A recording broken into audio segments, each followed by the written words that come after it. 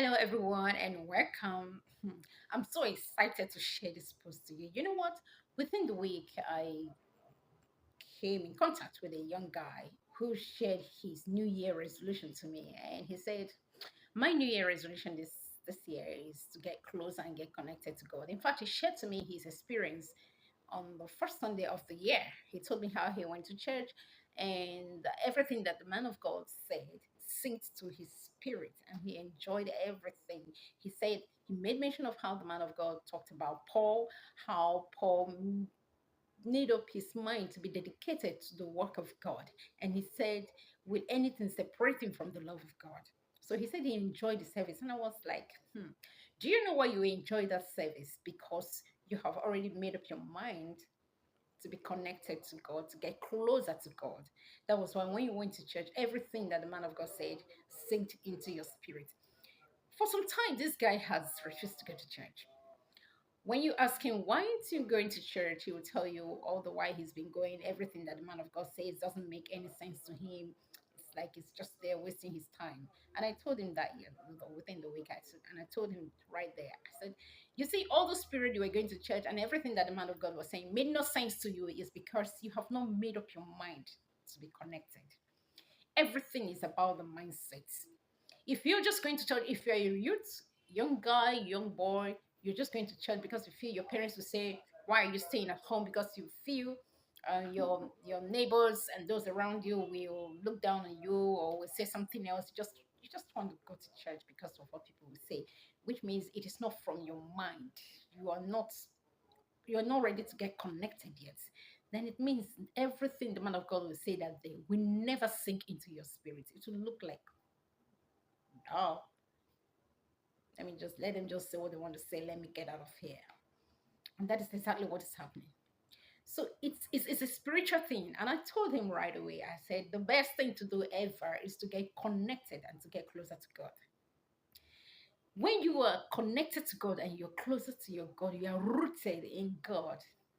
It does not mean you will not have challenges. You will definitely have challenges. But when challenges come, because you are rooted, those challenges, you will overcome them. And I told him, I said, this is even the right time to get connected to God.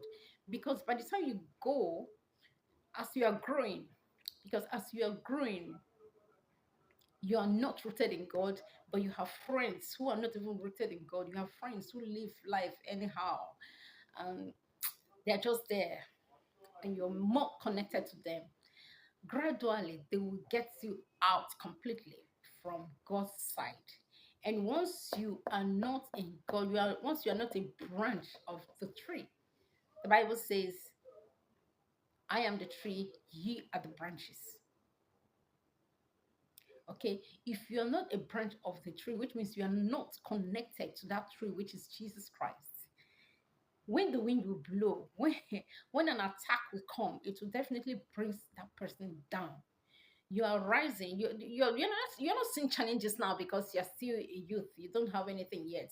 Don't worry. By the time you begin to make your money and you begin to make your wealth, that is when you know what it means to be rooted in God. If you're not rooted in Him, any man that is not rooted in Him can easily be cleared out of the way. Because men who are full of jealousy, men who will envy you, women who will envy you, will begin to come around you and begin to look for a way to uproot you, to take you out of life. But the only thing that will keep you going is when you're rooted in Him. And that's why I said this is the best resolution so far. So if a youth out there, you have not taken any resolution yet, this is the right time. I know just late last year, I know of a family just late last year, how their son from a Christian home and from a Christian background, how their son was,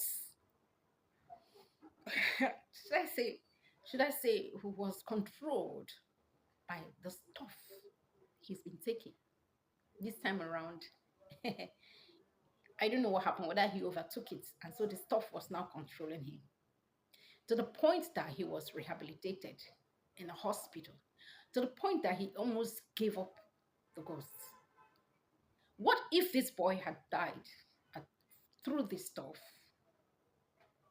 and could not make it back to life? What will the parents say? That's why we parents, we need to shine our eyes. It's not enough to say, they are grown, they know what they're doing. They don't know what they're doing.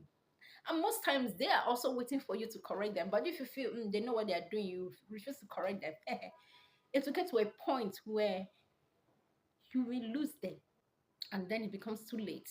May that not be our portion. We will not lose our children. So the best thing to do is to guide them right on time.